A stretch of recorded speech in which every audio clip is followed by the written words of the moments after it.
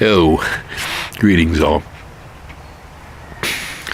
Well, every once in a while, you will catch me talking about ghost stories around Halloween, a little bit of paranormal stuff, and of course I have been accused of believing in aliens. Well, there ain't nothing to believe in here, man. They're here. I'm sorry. There are people who don't understand that, but, belief in aliens, there's nothing unusual there. That's being observant.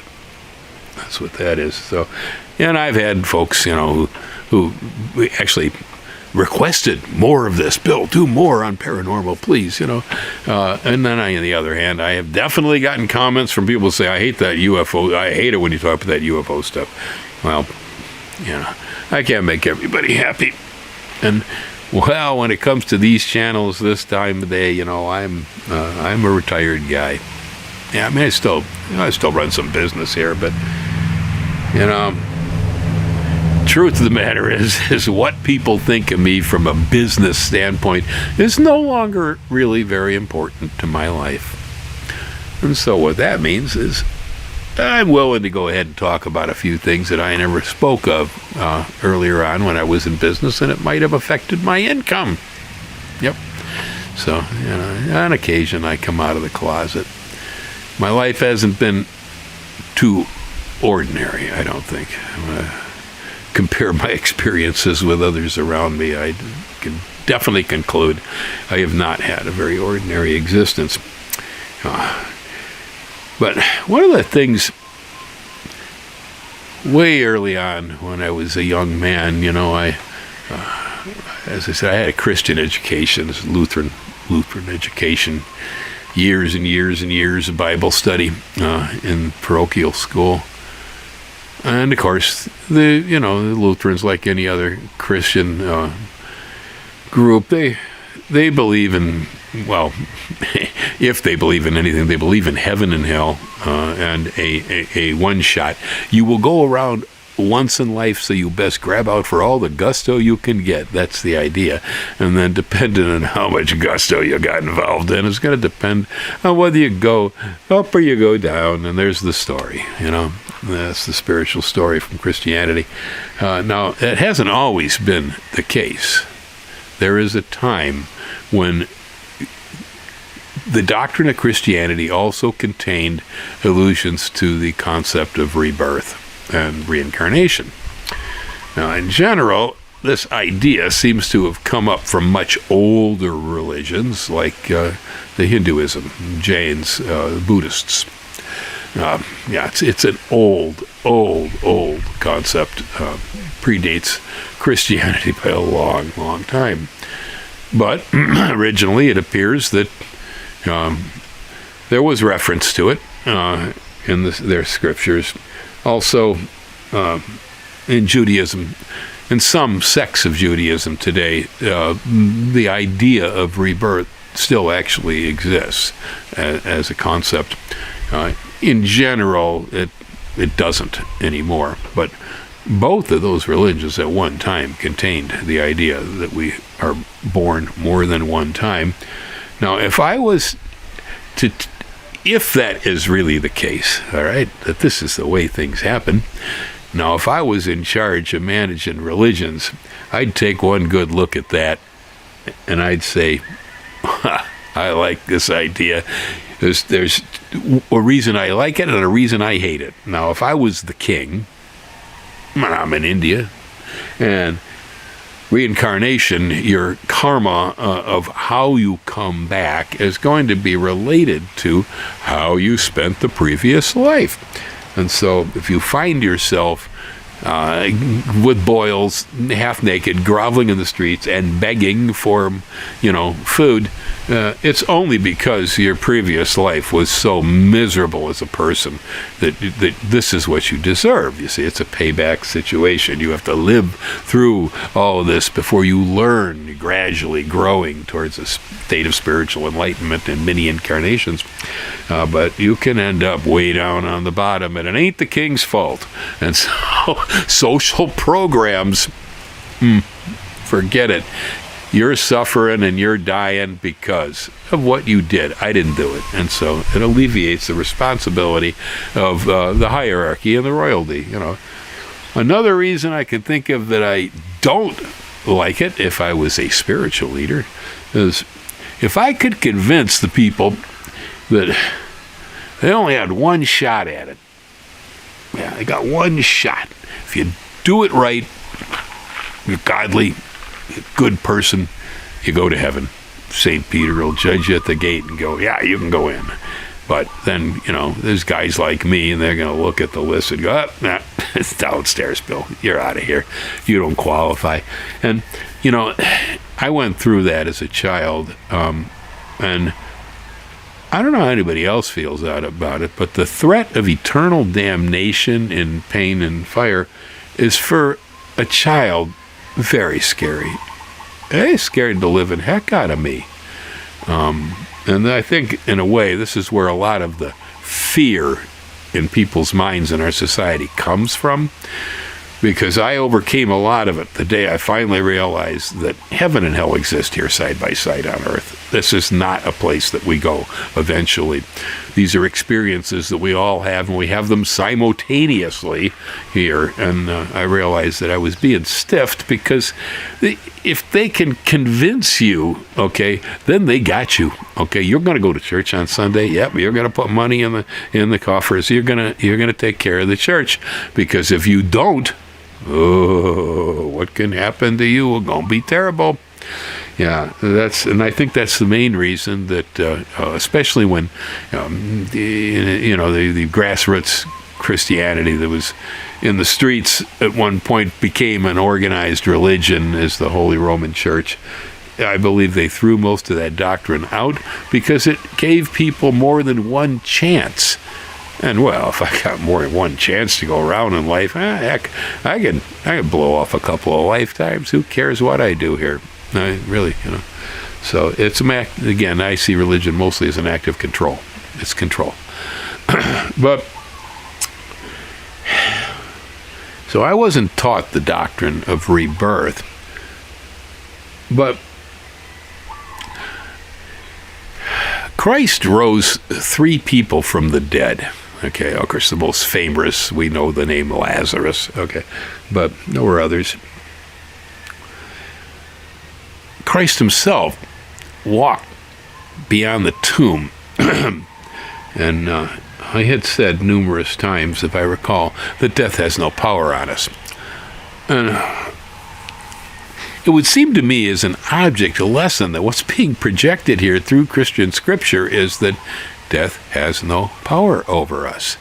That the part of us that exists beyond the physical cannot be destroyed. That's basically, I think, what's being said here. Now, it does not state that it comes around and around and around and around. All right. But there's definite evidence that death is a powerless thing over humans. Christ was, according to Scripture is rather special. But on the other hand, he also, as I do, so shall ye do also. Many comments as far as that he was nothing particularly special, that we were all able to be in what he was. Yeah, it seems to me that this idea must have been around at one point, but it was removed. It's a good guess, at least. As a younger man, I could see absolutely no evidence whatsoever. Now, still, to this day, I'm a rather scientifically oriented human being. I do believe that our spiritual understandings, our religions, contain within them some great wisdoms. But when I look at my life, the universe, reality, I look at it in a verifiable fashion and in a scientific way. I need to be able to find some sort of reason to think that things are the way they are. I refuse to simply just believe as an act of faith. There are a few things that I come pretty close to believing in, but that's because the alternative is ugly.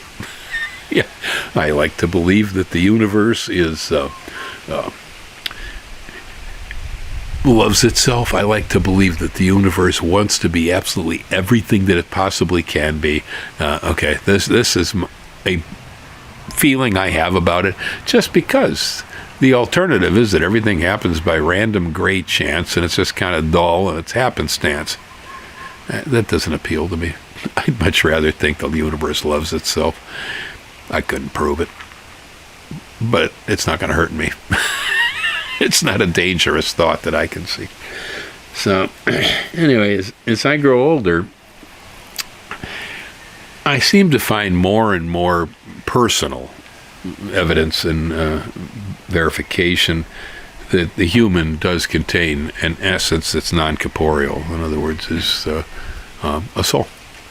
Call it what you may. But there is a part of us that exists separate from the physical, but overlapping and containing the physical. If I looked at it in a quantum physical sense, double slit experiment with light, particles, waves with light, photons. Humans probably about the same. The human projection, the physical human projection in this universe is probably a particle. The wave form is probably more like the quantum form in quantum universe. And it exists too.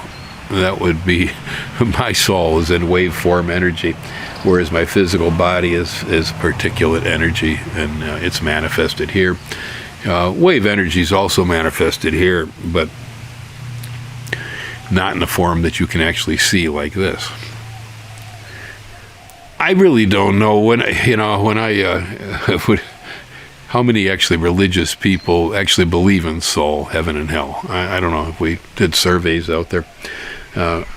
I'm really doing this talk, I guess, because I'm looking for feedback. I'm interested in starting some sort of a conversation on this subject. As I grow older and older and older, I begin to tend to lean more towards the idea that souls recycle. Deepak Chopra, I think, started me on that thought one time. It was on PBS, he does health things, physician. He had said that everything in the universe recycles. Nature recycles absolutely everything. And he says there's absolutely no reason to think that the human soul shouldn't also be recycled within this creation. It seemed to make pretty good sense as long as you believe in souls. The way I look at it is that, boy, what a waste. Life's hard, man. It's a difficult thing. We bleed, we cry, we experience joy. There's trauma, there's death. It's not easy being alive. Yeah, that's a lot of work making a life. Most of us, we wear our fingers to the bone. What do we get? Bony fingers. And everything is so important. And most of what we believe in, anyway, doesn't make a whole lot of sense. I mean, we're dominated by the almighty dollar. The dollar in this society is more important than most things that I can think of as far as people's lives are concerned. And, we actually seem most of the time to miss the big picture. Yeah, for me, the older I get, more I think about that big picture. And I like to think that life probably had some purpose. Yeah, that there was some kind of meaning here.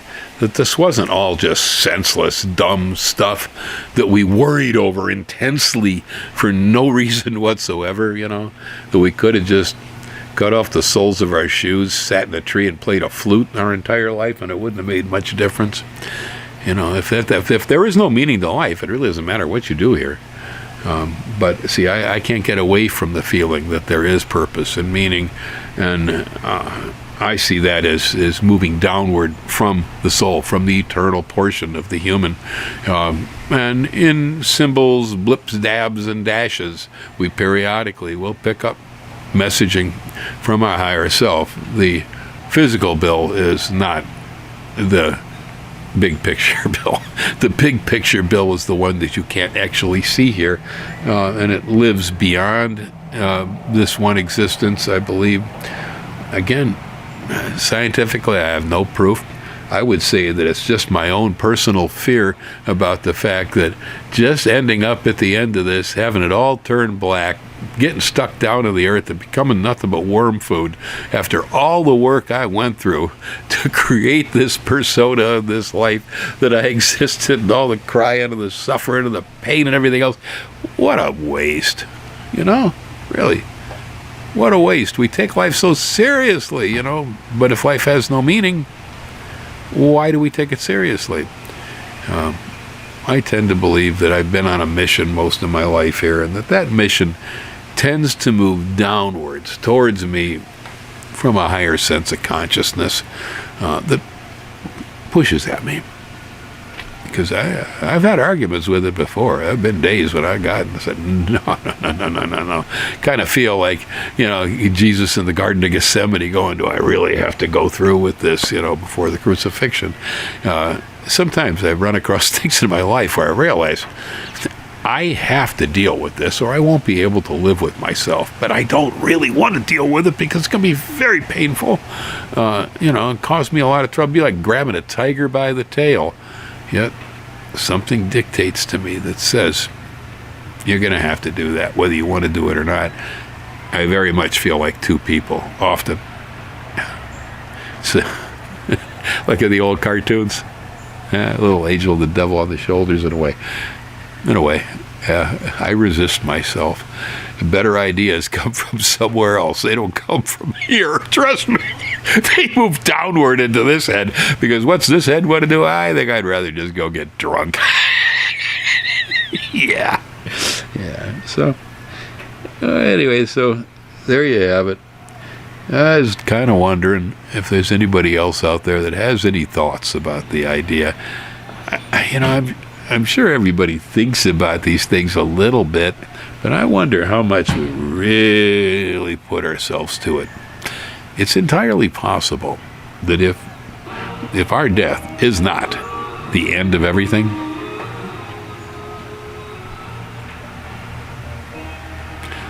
we'll waste a lot of time here, and it makes death to be one of the more important things that we have to do in life. Yep, learning how to die right gets to be an issue. Aloha. Take it easy.